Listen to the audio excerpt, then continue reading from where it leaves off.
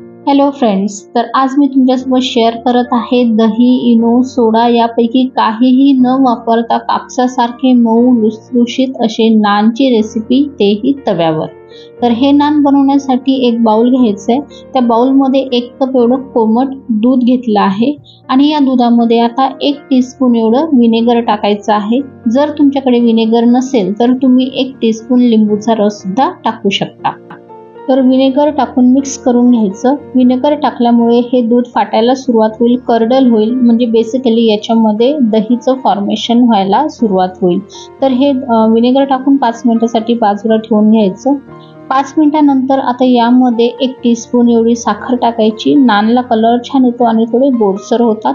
चवीनुसार मीठ टाकायचं। 1 टीस्पून एवढं बेकिंग पावडर टाकायचं आणि 2 टीस्पून एवढं साजूक तूप घालायचं। तुपाऐवजी तुम्ही इथे मेल्टेड बटर सुद्धा टाकू शकता। सगळे साहित्य टाकल्यानंतर चम्मचने सगळे साहित्य व्यवस्थित फिरवून घ्यायचं, व्यवस्थित मिक्स करून घ्यायचं।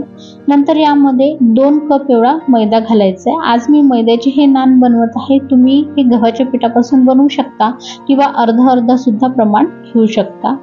तर मैदा टाकल्यानंतर आता हाताने मिक्स करून घ्यायचं आणि याचा एक डो फॉर्म करून घ्यायचा आहे। आपल्याला याचा एक डो तयार करायचा आहे। तर आपण जेवढं प्रमाण घेतलंय दुधाचं तेवढ्याच प्रमाणामध्ये व्यवस्थित डो तयार होतो। वरून पाणी किंवा दूध घालायची बिलकुलही आवश्यकता नाही आहे। पण जर तुम्ही गव्हाचं पीठ वापरून हे नान बनवत असाल तर प्रमाण कमी जास्त होऊ शकतं दुधाचं। जर पातळ होत असेल 1 कप दुधामध्ये तर थोडं तुम्ही गव्हाचं पीठ घालू शकता वरून, किंवा घट्ट होत असेल तर दूधही थोडं घालू शकता। पण मैद्याच्या प्रमाणासाठी एवढं जे प्रमाण घेतलंय दुधाचं ते एकदम परफेक्ट आहे आणि अशा प्रकारे एकदम सैलसर असा नानचा डो तयार करून घेतलेला आहे। नानचा डो जो असतो तो असाच एकदम सैलसर असा असतो। आता याला झाकण ठेवून अर्धा तासासाठी रेस्ट करून घ्यायचंय। तर अर्धा तासानंतर इथे तुम्ही बघू शकता बेकिंग पावडरमुळे डो जो आहे तो थोडा राईस झालेला आहे। एकदा याला परत मळून घ्यायचं आहे। तर थोडं हाताला तेल लावायचं आहे जेणेकरून हा डो जो आहे तो हाताला चिटकणार नाही। परत थोडं सॉफ्ट करून घेतल्यावर, मळून घेतल्यावर याचे ज्या साईजचे तुम्हाला नान बनवायचे आहेत त्या साईजचे डो तोडून याचा गोल गोल असे बॉल तयार करून घ्यायचे आहेत। तर अशा प्रकारे मी हे बॉल्स तयार करून घेतले आहे। आता नान करायला सुरुवात करूया। तर नान लाटण्यासाठी पोळपाटवर थोडा मैदा डस्ट करायचा आधी। त्यावर एक बॉल ठेवून हाताने थोडंसं असं त्याला फ्लॅट करून घ्यायचं आणि नंतर तुम्ही याला लाटण्याने सुद्धा लाटून घेऊ शकता। ज्या आकाराचे तुम्हाला नान बनवायचे आहेत, छोटे मोठे कुठल्याही आकाराचे तुम्ही आवडीप्रमाणे नान बनवू शकता। याची नान बनवून झाल्यावर यावर बारीक चिरलेला कोथिंबीर आणि कलोंजी अशी स्प्रेड करून घ्यायची।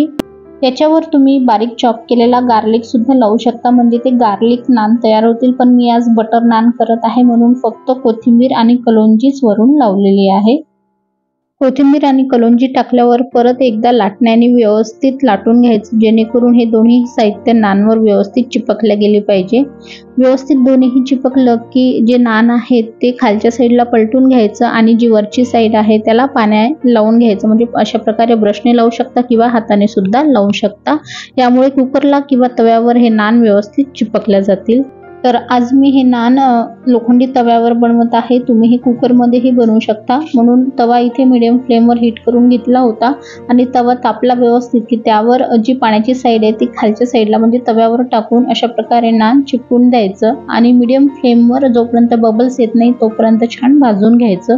एकदा का असे बबल्स आले की गॅसवर डायरेक्टली हा तवा उलटा करायचा आणि फिरवत जसं तुम्ही व्हिडिओमध्ये बघू शकता गोल असा हा तवा फिरवायचा जेणेकरून हा जो नान आहे तो व्यवस्थित सगळ्या बाजूला शेकला जाईल, व्यवस्थित भाजला जाईल।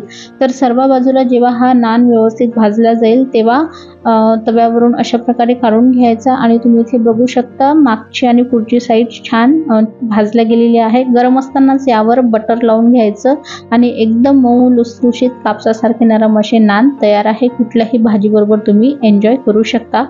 तर नान खायसाठी आता हॉटेलमध्ये बिलकुलही जाऊ नका, घरीच ट्राय करा आणि व्हिडिओ आवडला असेल तर व्हिडिओला लाईक शेअर करा।